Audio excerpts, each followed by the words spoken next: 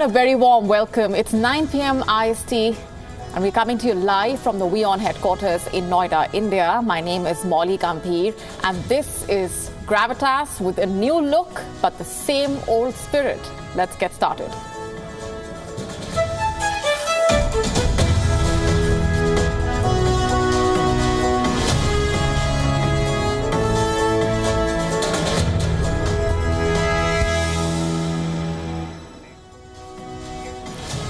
The Iranian president and the country's foreign minister have died in a helicopter crash. The country is in mourning. What happens next? What does all of this mean for the region? Who will be the country's next president?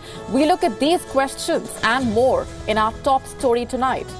And here's a look at what else is lined up for you on the show. The Islamic State has claimed responsibility for an attack on tourists in Afghanistan. It is the most serious attack targeting foreigners ever since the Taliban took over in 2021. Did Americans try to pull a coup in the Democratic Republic of Congo? The country says it thwarted an attempted coup. But what really happened? What's the latest from on the ground? We piece together the developments in just a bit.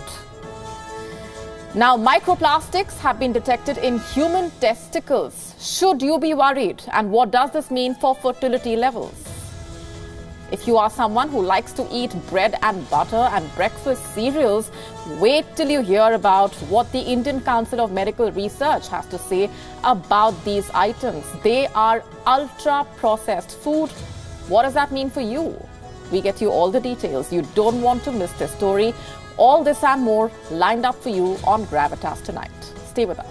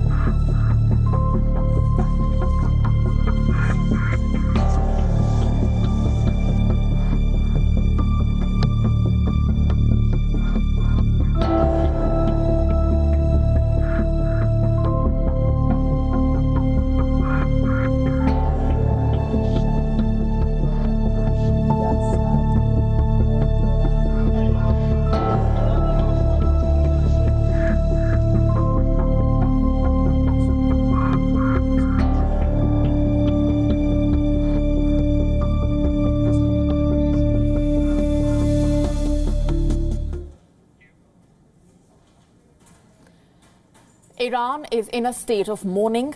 Its president, Ebrahim Raisi, was killed in a helicopter crash in the mountainous area of northwestern Iran on Sunday.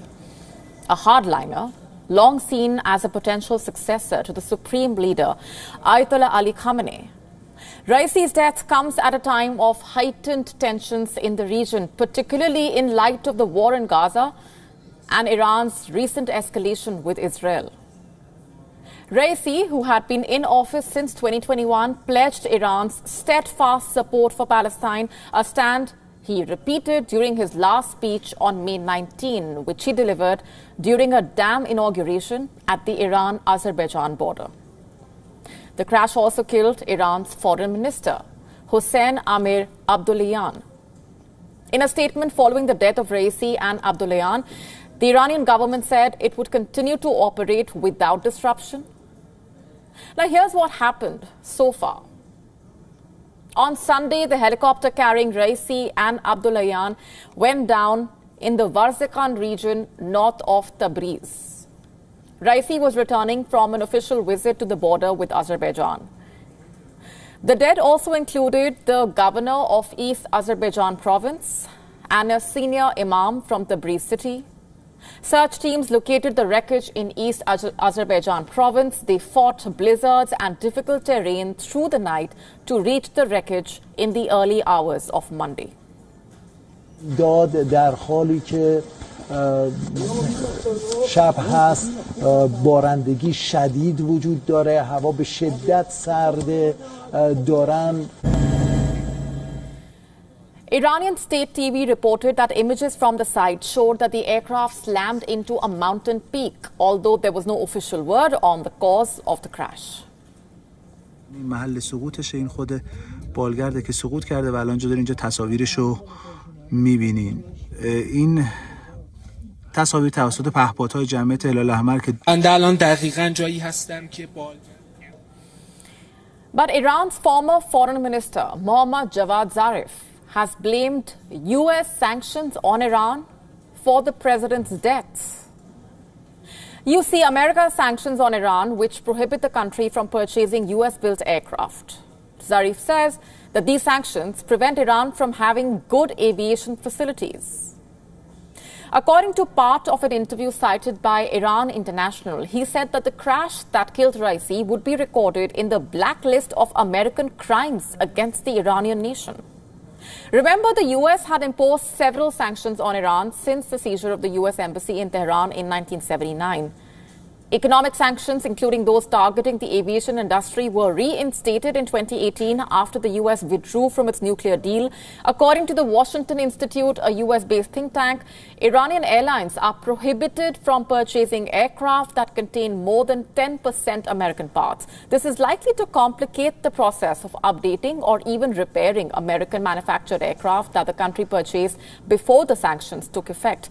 Iranian airlines operate some of the world's oldest aircraft.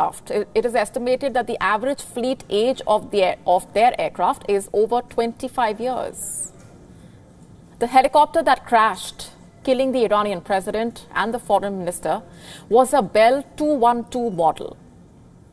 Iran, in fact, was a major purchaser of Bell and Augusta helicopters under the Shah, that is before the 1979 Iranian Revolution. The exact origin of the helicopter involved in the crash was not confirmed, but reports say it was connected to the Islamic Republic Red Crescent Society. Experts said the few details available suggested it may be 40 to 50 years old. But what will happen in Iran now?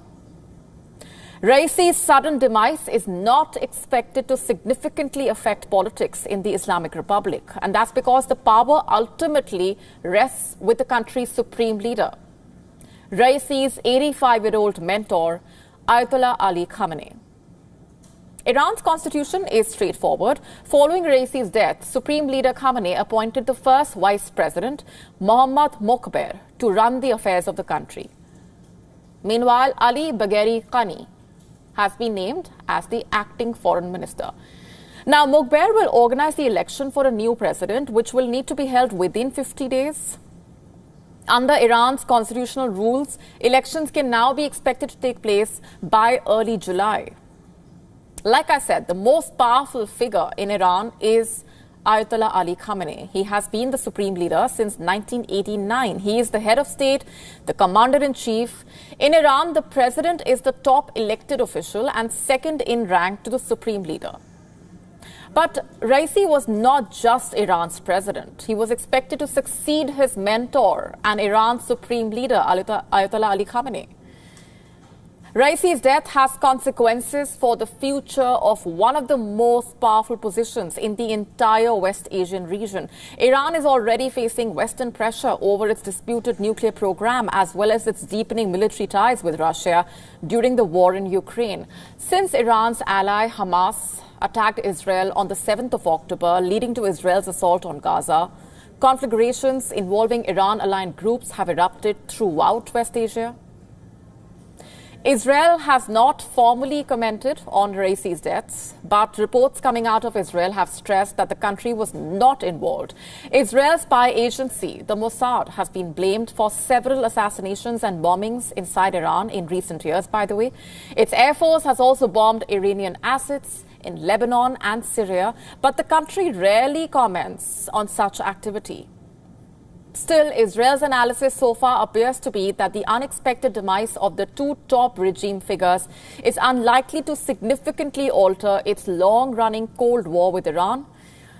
Remember, Iran's foreign defense and nuclear policies ultimately resting with the supreme leader Khamenei. Still, reports say that the sudden power vacuum could draw Iran's attention away from the Gaza war. Iran-allied groups in Syria, Iraq and Yemen have all attacked Israel with drones, rockets, missiles since the war broke out. A war of attrition with the powerful Iran-backed Lebanese group Hezbollah is also simmering on Israel's northern border. Western military experts saying that Tehran may be more concerned with internal matters and may put less pressure on Hezbollah to maintain an active military front against Israel. The uncertainty following the death of Raisi was evident in the way the markets reacted this morning, by the way. The Gulf markets were subdued. Gold hit an all-time high. Oil prices extended gains. However, it wasn't just the Iranian president's death. The rise in oil prices was also supported by Saudi Arabia's crown prince cancelling a trip to Japan, citing issues with the king's health. In short, the political uncertainty in major oil-producing countries affected the market in the morning. Oil markets stabilized later in the day as the market absorbed the view that the Iranian oil policy should remain unaffected by the Iranian president's sudden death. As world leaders sent in tributes, Iran's strategic ally Russia called Raisi a true friend. The Kremlin spokesman Dmitry Peskov told reporters that when alarming news about Raisi started to come in, the Russian President Vladimir Putin invited the Iranian ambassador in Moscow for a conversation. On Monday, Putin sent his condolences to Iran's supreme leader Khamenei, saying that he had been a true friend of Russia. The Iranian regime is a strategic ally of Moscow. Under Raisi, Iran has supported Russia in its war against Ukraine. It has sent Shahed suicide drones and artillery. It has increased attacks by regional proxy militias against the US and Israel. And just a month before his death, launched a massive drone and missile attack against Israel. Experts say that regardless of who replaces Raisi, Iran's strategy is unlikely to change. Condolences came from China as well. The Chinese Foreign Ministry spokesman Wang Wenbin said that the Chinese people have lost a good friend.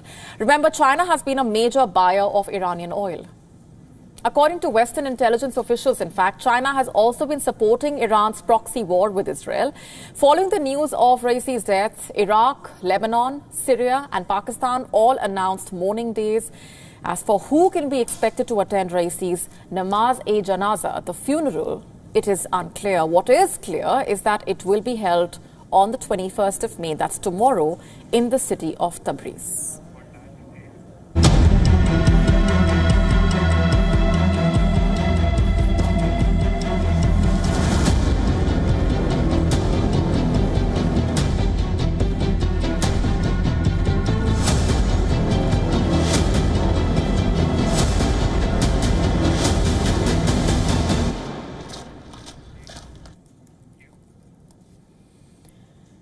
Afghanistan had been putting on a show of normalcy. It was even trying to woo foreign tourists to visit the country, and it seemed to be working. The number of people visiting Afghanistan actually went up. When we first told you about this tourism boom here on Gravitas, we raised a crucial question. Who or what would ensure tourist safety in a volatile Afghanistan? Well, nothing, it seems. Over the weekend, 3 Spanish tourists were shot dead in the central Afghan city of Bamiyan. Other 4 foreigners were injured. Later, the Islamic State claimed responsibility for the attack. It's the most serious attack targeting foreigners ever since the American forces left and the Taliban took over in 2021. The civil war may have ended, but it seems the fighting season is back in Afghanistan. Anti-Taliban insurgency is on the rise. And it's not just the Islamic State. Taliban needs to look out for the National Resistance Front, or the NRF, as well.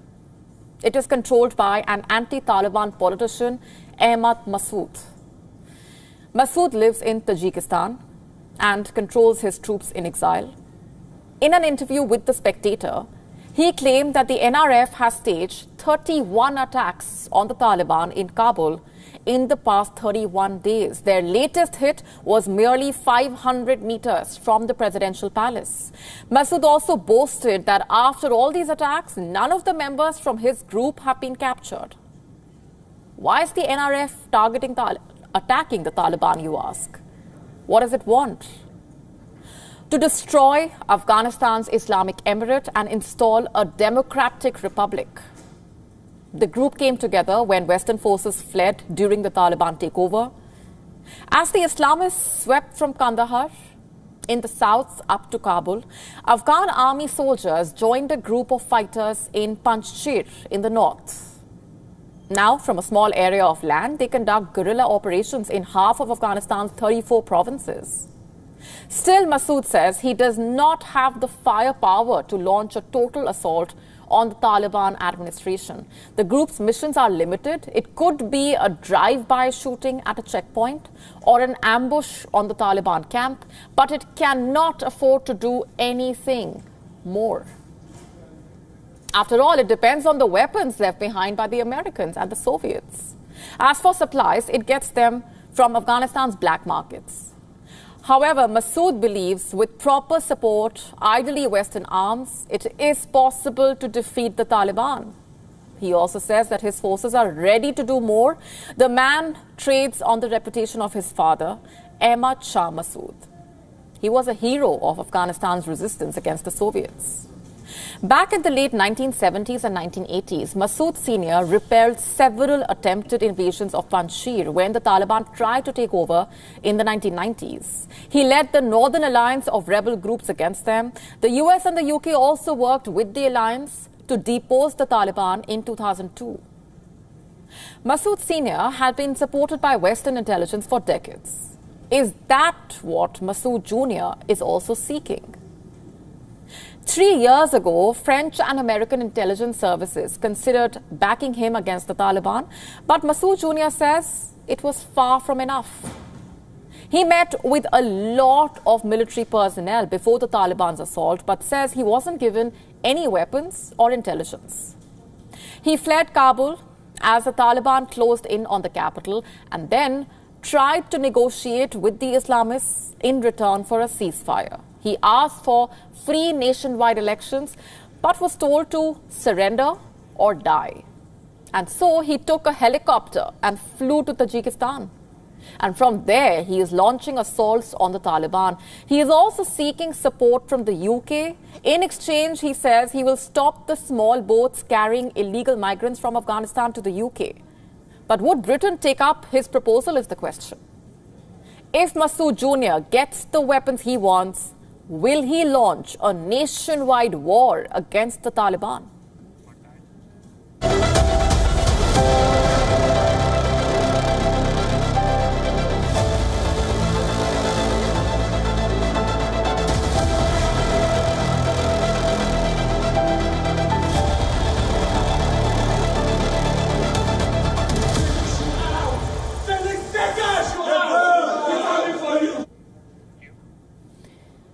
Did Americans try to pull a coup in the Democratic Republic of Congo? So claims the army in the Democratic Republic of Congo. It points at the dark events that unfolded on Sunday in the capital, Kinshasa. Gunfire began in the early hours of the morning. We are talking as early as 4 a.m. Shots were heard near the Palais de la Nation. This is the official residence of the president. Felix Tshisekedi is the man in office. He was re-elected for a second term in December. Reports say armed men attacked the palace. The French ambassador to the country reported automatic weapon fire in the area of the presidential palace. Videos started circulating on social media. Some showed men in military uniform brandishing flags of Zaire. There was another attack at the home of an MP named Vital Kamerhe. This is the man who is tipped to become the speaker. The Japanese ambassador to the Democratic Republic of Congo, Michel Moto Mohima, said that 2 guards and an attacker were killed in the incident. A shell was then fired from Kinshasa. It went on to hit the city of Brazzaville in the Republic of Congo. Several people were injured. One of them had to be hospitalized. Things were escalating quickly. The spokesperson of the president's office said, and I'm quoting here, an attempted coup d'etat has been stopped by the defense and security forces. The defense and security forces are in full control of the situation. We'll come back to this in great detail with pictures to back it up. And what do we know about the operation? One, it was a well laid out plan with multiple targets. Apart from attacking and capturing the presidential palace, the plan, as per the authorities of the country, was to also attack the home of the new Prime Minister, Judith Suminwa. The attackers were also looking to target the residence of the Defense Minister, Jean-Pierre Bemba. But this plan was not successful. And why is that? Because the attackers could not find the homes of these ministers. At least that's what the authorities are saying. Number two, the attempted coup was led by a man named Christian Malanga. He is of Congolese origin but a naturalized American, meaning he has an American passport. We did some digging. Turns out this man has a rather interesting history. Malanga is a former politician. He was exiled. It was after that Malanga acquired American citizenship, and authorities in Congo say that this man has been quote-unquote definitely neutralized. In other words, he has been killed. Reports say he was shot dead at the presidential palace. We know that before his death, Christian Malanga was broadcasting the attempted coup live on Facebook from inside the presidential palace. And in the footage, one can hear Malanga say, "We the militants are tired. We cannot drag on with Shakiseki."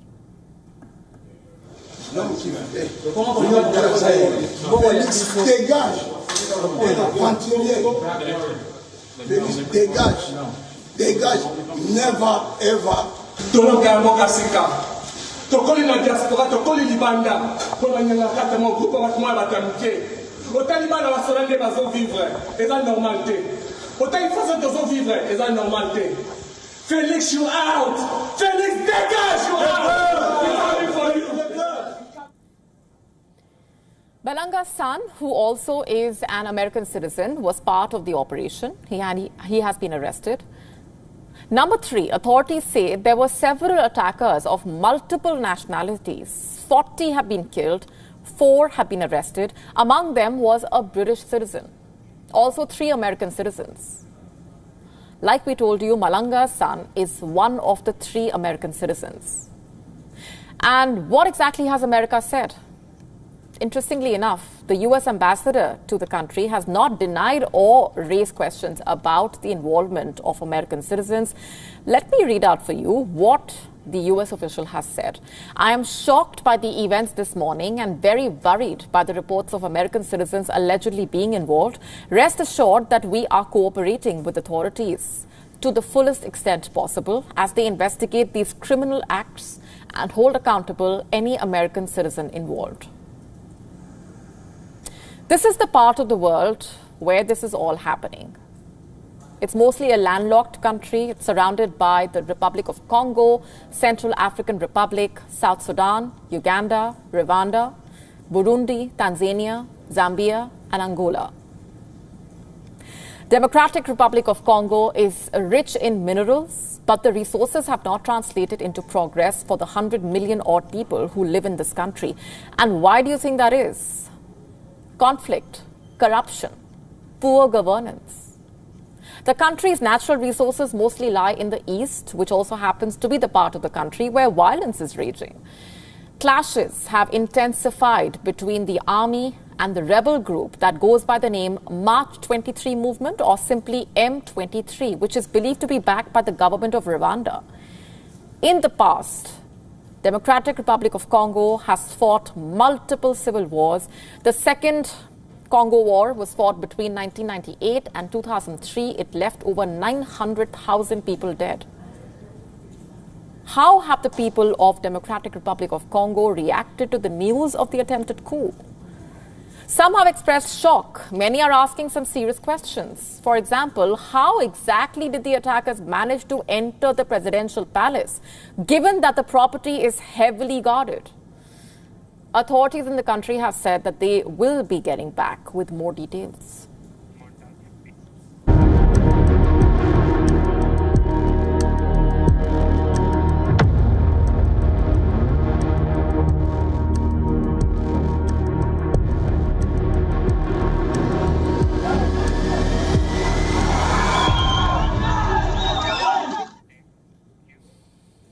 Over the weekend, news of violence in Kyrgyzstan was dominating headlines, with attacks on buildings housing foreign students reported and triggering serious concern. What really happened? What led to the violence? Our next report getting you the details.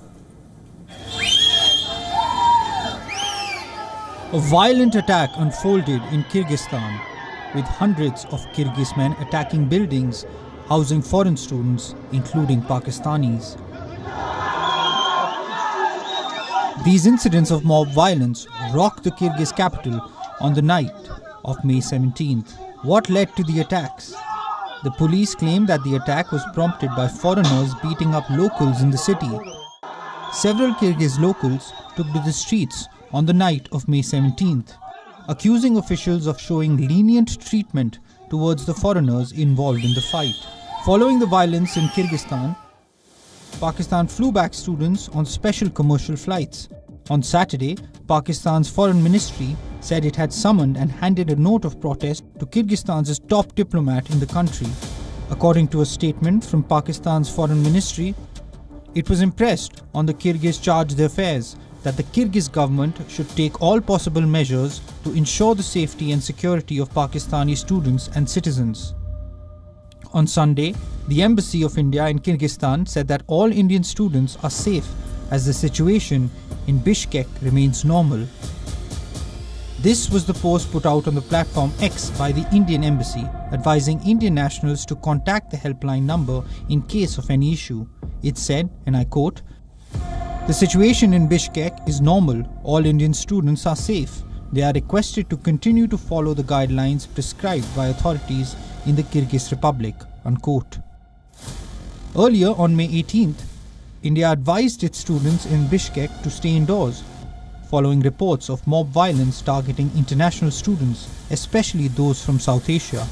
Meanwhile, Kyrgyz Republic's Ministry of Foreign Affairs has stressed that the situation in Bishkek is calm and fully under control, and all necessary measures have been taken to ensure security and maintain peace and stability.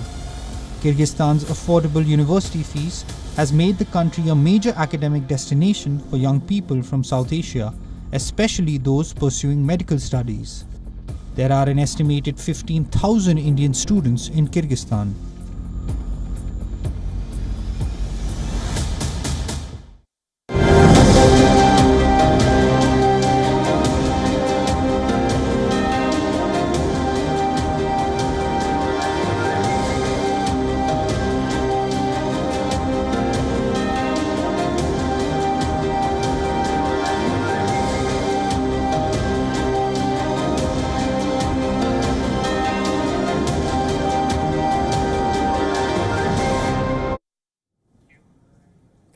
Where is the Panchen Lama? The United States wants an immediate answer from China. We have told you the tragic story of the Panchen Lama in the past as well, but this is one of those stories that we must continue telling till China comes up with solid answers. The stakes here are very high, you see. The direction that the story takes, how it ends, it stands to affect every Tibetan Buddhist. It directly impacts their religious belief, their relation with China. The story of the Panchen Lama also affects the future of the institution of not just the Panchen Lama, but also the Dalai Lama. The latter is currently in exile in India. What about the Panchen Lama? Where is he? No one knows. No one has known for almost 3 decades now. This is Gedhun Choeki Nema. When he had turned 6 years old, the Dalai Lama declared him as the 11th Panchen Lama. In case you may not be aware, the Panchen Lama is the second highest authority in Tibetan Buddhism, the highest being the Dalai Lama. He is called the son of Tibet. The Panchen Lama is called the moon. The Tibetans believe both the Panchen Lama and the Dalai Lama are reincarnated. One of the most important tasks of the Panchen Lama is to find the reincarnated Dalai Lama. The Dalai Lama, in turn, finds the reincarnated Panchen Lama. This tradition has been followed for centuries. In the year 1995, the Dalai Lama declared 6-year-old Gedun Choeki Nema was the next Panchen Lama. And what happened next was something no one saw coming. The Chinese abducted the 6-year-old boy. His parents and teacher were kidnapped as well. Where did the Chinese take the Panchen Lama? They wouldn't say. Why at all did the Chinese kidnap the Panchen Lama? That we can tell you.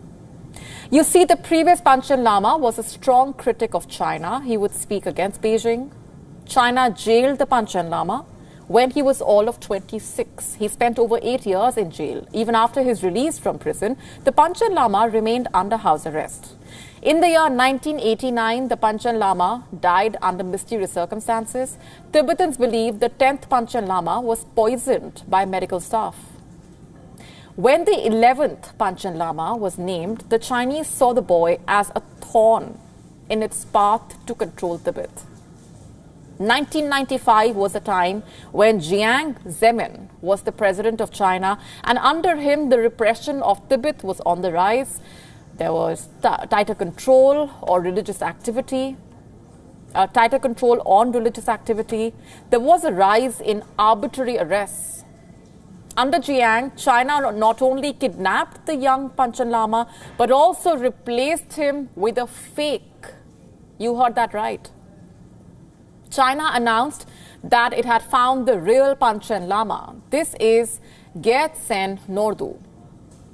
He is a Sinicized Tibet boy who is the son of 2 Communist Party members. China names him the 11th Panchen Lama 6 months after kidnapping Gedun Choeki Nema. The Chinese Panchen Lama is now 33. He lives in Beijing, rarely visits Tibet, and when he does, the visits are heavily policed. What's more, the Chinese Panchen Lama is a member of the CPPCC, that's the Chinese People's Political Consultative Conference. This man is a Chinese mouthpiece. He speaks about national unity, which is the term Beijing uses to oppose Tibetan independence. The Tibetans call him Panchen Zuma, the false Panchen. The 17th of May marked the anniversary of the Panchen Lama's disappearance. On that day, the Central Tibetan Administration, which is the Tibetan government in exile, said that the government of China must, quote-unquote, provide credible information on the well-being and whereabouts of the Panchen Lama. China should immediately and unconditionally release the Panchen Lama, his parents, and Chandrel Rinpoche from its captivity. In India, exiled Tibetans marched down the streets of Dharamshala, raising slogans demanding answers from China and the release of their spiritual leader. This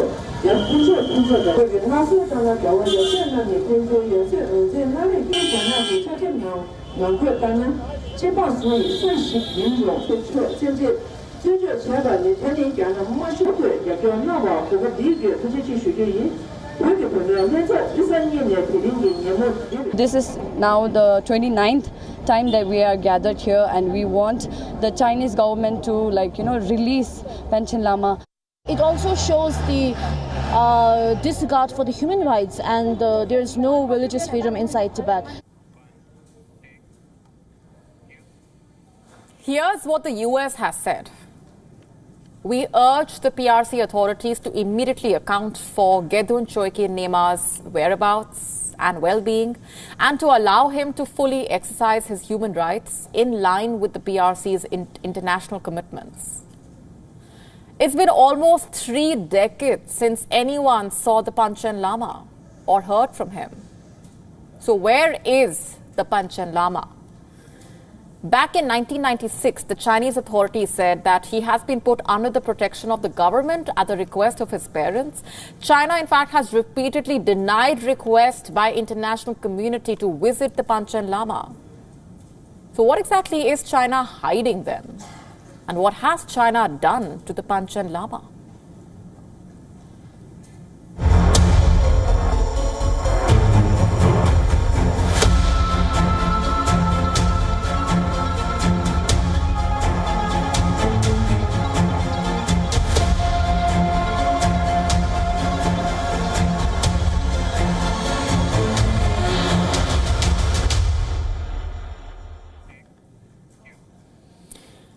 next story is about something that is present everywhere.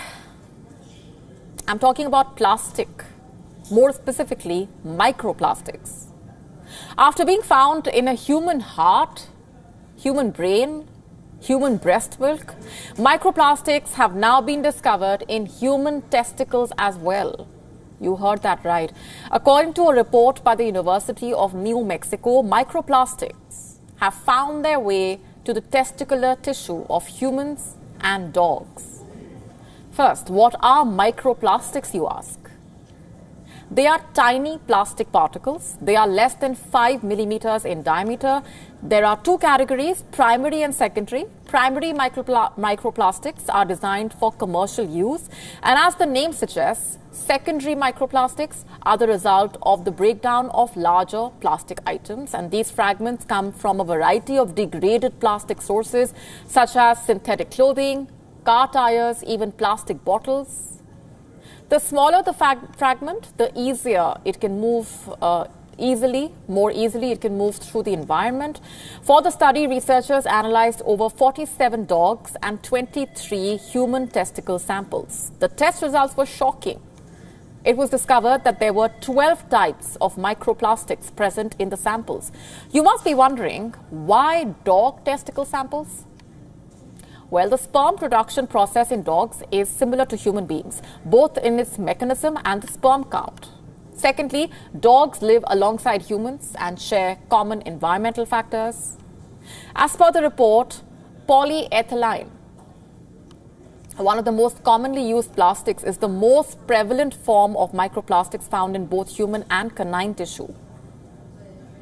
Polyethylene is primarily used for packaging, the garbage bag in your house, the bottles, plastic toys. I could go on, but you get the point here. You may not be aware, but polyethylene products are everywhere. The second most common form of microplastics is polyvinyl chloride, commonly known as PVC. PVC plastic is used in plumbing, medical devices, wire, cable installation. The list again is endless. The real question though is, does the presence of microplastics in human testicular tissue actually affect sperm growth and its quality? Researchers were able to find a correlation between higher levels of PVC and low sperm counts in dogs. It was found that PVC plastic releases chemicals that could interfere with sperm production. Did you know humans currently produce more than 350 billion kilograms of plastic waste every year? Which means each year the concentration of microplastics in the air is also going up. Microplastics are not a micro problem. They are a major menace. And it's high time we took the impact of plastic pollution seriously.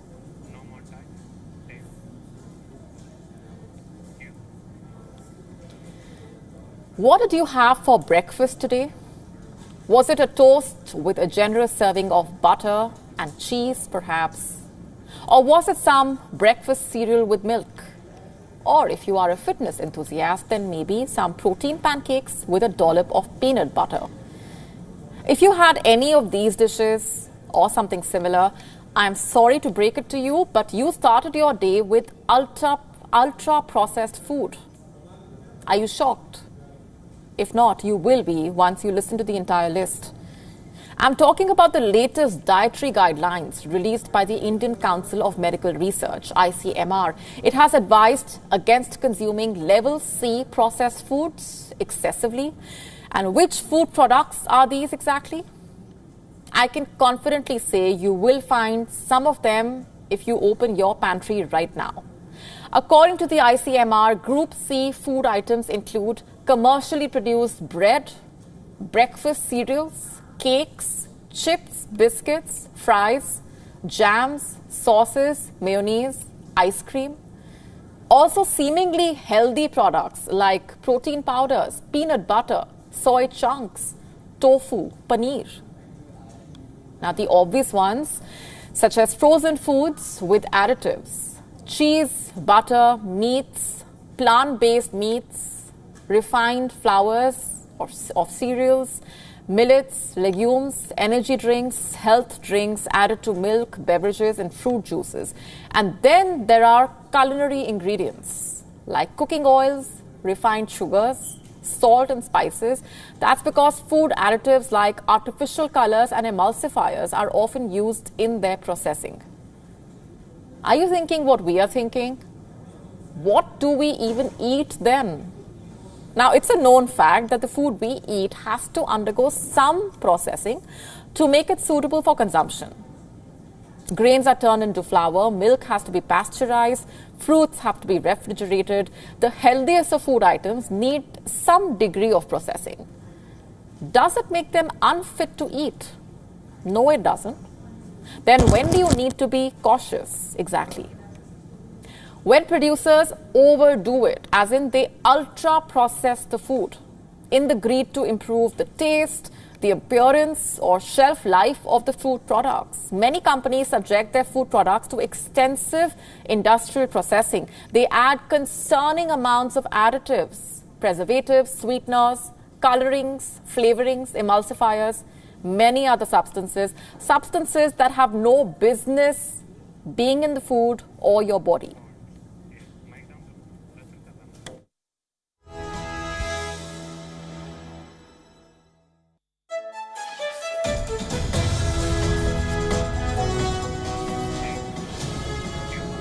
These ultra-processed foods tend to be excessively high in fats and low in fibers and essential nutrients. Studies, in fact, have shown that a diet rich in such items can lead to obesity, hasten aging, and increase the risk of heart attacks, strokes, diabetes, and poorer overall health. But here comes the worst part. Such food items are cheap, readily accessible, easy to eat. Now, would you expect a youngster living alone to make a roti or just get a loaf of bread? Would you expect them to make ghee at home or simply buy butter? What would stop them from buying these products? They barely cost 50 rupees. Simply put, producers need to do better to maintain the nutrition in the food item when they are making it. Why not regulate food and beverages companies more strictly so that the products that reach the shelves of our supermarkets are not so harmful to begin with?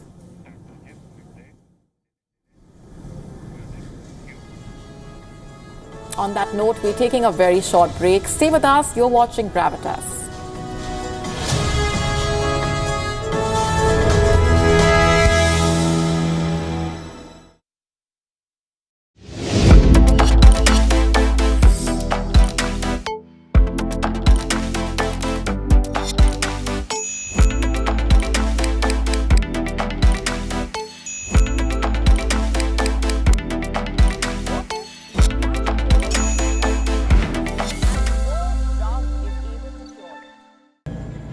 Iran's President Raisi and Foreign Minister killed in a chopper crash.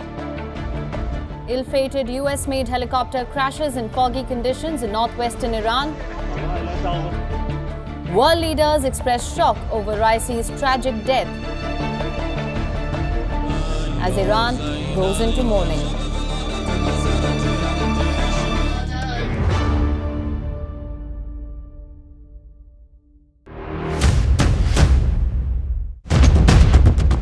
Economic turmoil and global unrest have cast a shadow over President Joe Biden's approval ratings.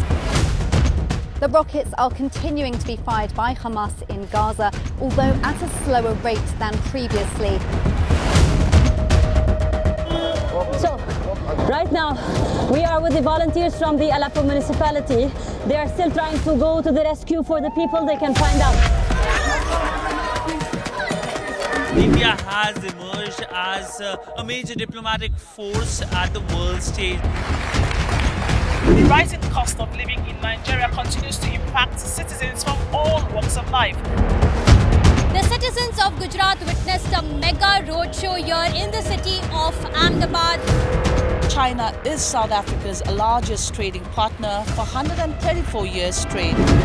A domestic aircraft carrying 72 people on board crashed in Pokhara city in central Nepal. 165 injuries have been moved, 61 people are confirmed dead, and rescue operations continue around me. After receiving an entire season's rainfall in a span of 48 hours, Chennai city has literally been brought to its knees. For WION, World is One.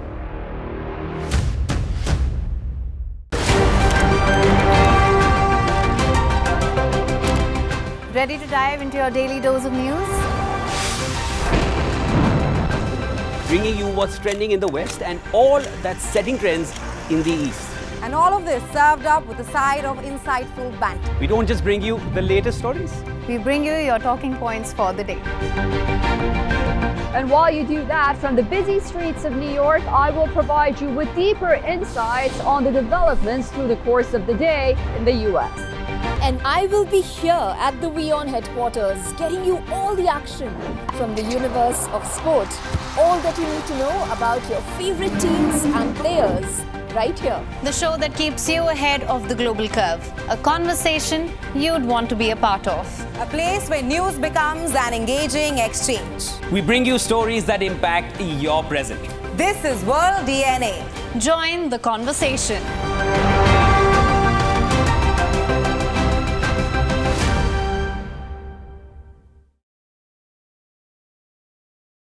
WION, India's global voice, the channel that brings you the biggest stories from across the world through India's lens. Now available in more than 190 countries worldwide. Because we believe that the world is one.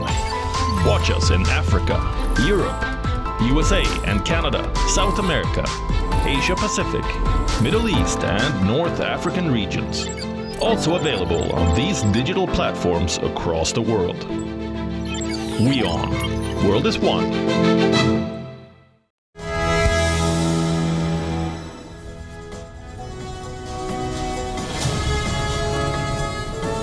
Welcome back. Thanks very much for staying on with us. You are watching Gravitas.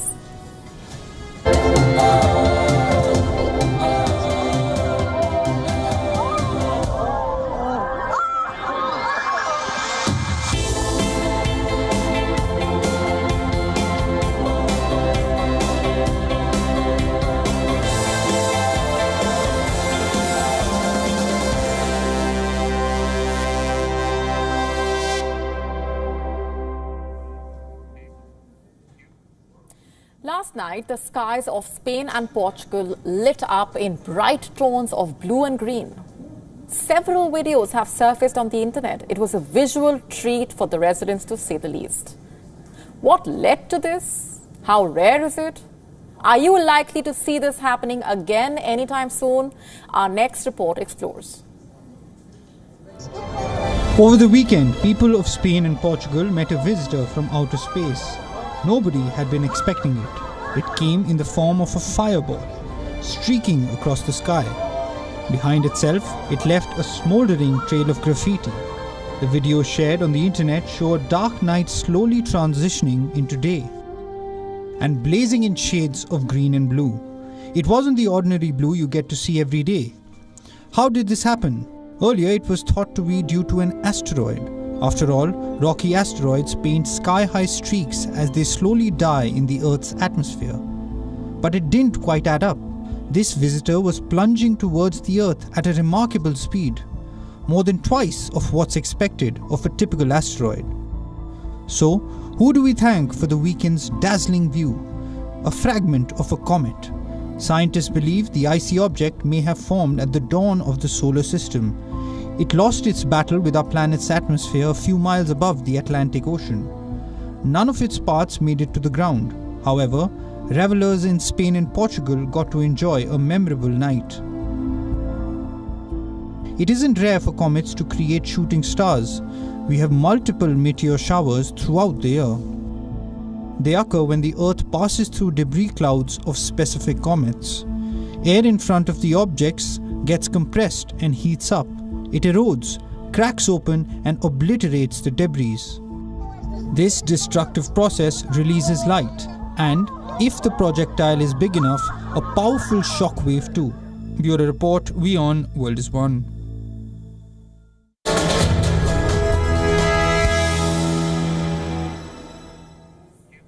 Time now for today's Gravitas Recall. The day is the 20th of May. It is the birthday of Blue Jeans. Yes, that's right. On the 20th of May, in the year 1873, businessman Levi Strauss and tailor Jacob Davis were given a patent to create work pants with metal rivets. The story began years ago. Levi Strauss was a San Francisco-based businessman.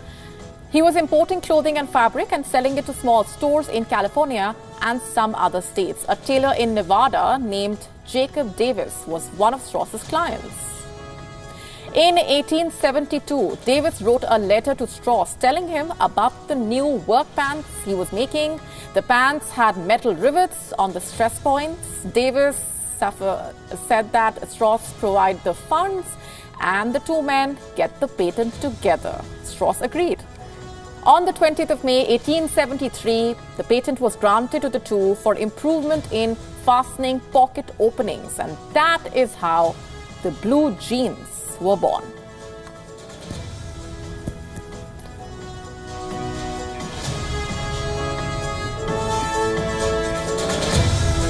On that note, it's a wrap on this edition of Gravitas tonight. This is me, Molly Gambhir, signing off. Thanks very much for watching.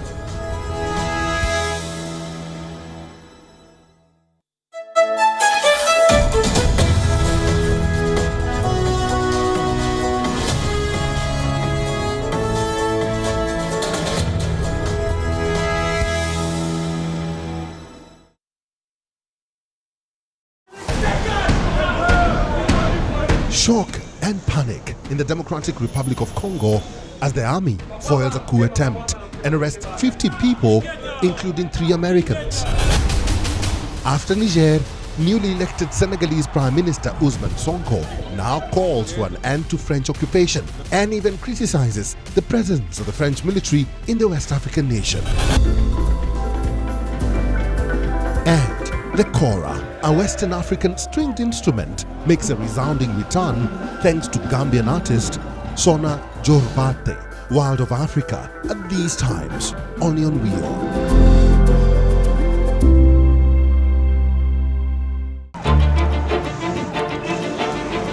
The land of Madiba goes to polls. Ruling African National Congress to battle it out with Jacob Zuma's Umkhonto we Sizwe, the economic freedom fighters of Julius Malema, and the Democratic Alliance's John Steenhuisen. Who will it be? Will the ANC survive? South Africa decides only on WION. World is One.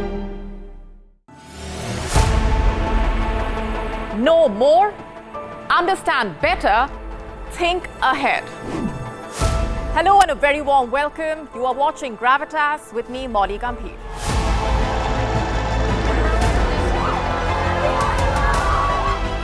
Get the facts, not the bombast. On the 26th of March, dynamic pricing, Baloch separatists,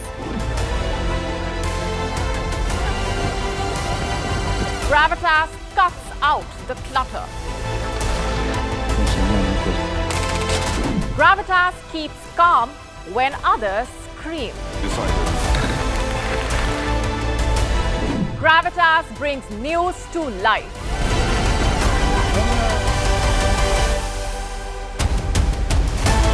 Weekdays, 9 p.m. IST, 3:30 p.m. GMT.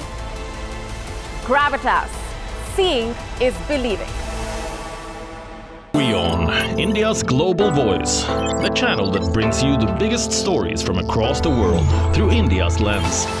Now available in more than 190 countries worldwide. Because we believe that the world is one. Watch us in Africa, Europe, USA and Canada, South America, Asia Pacific, Middle East and North African regions. Also available on these digital platforms across the world. WION. World is One.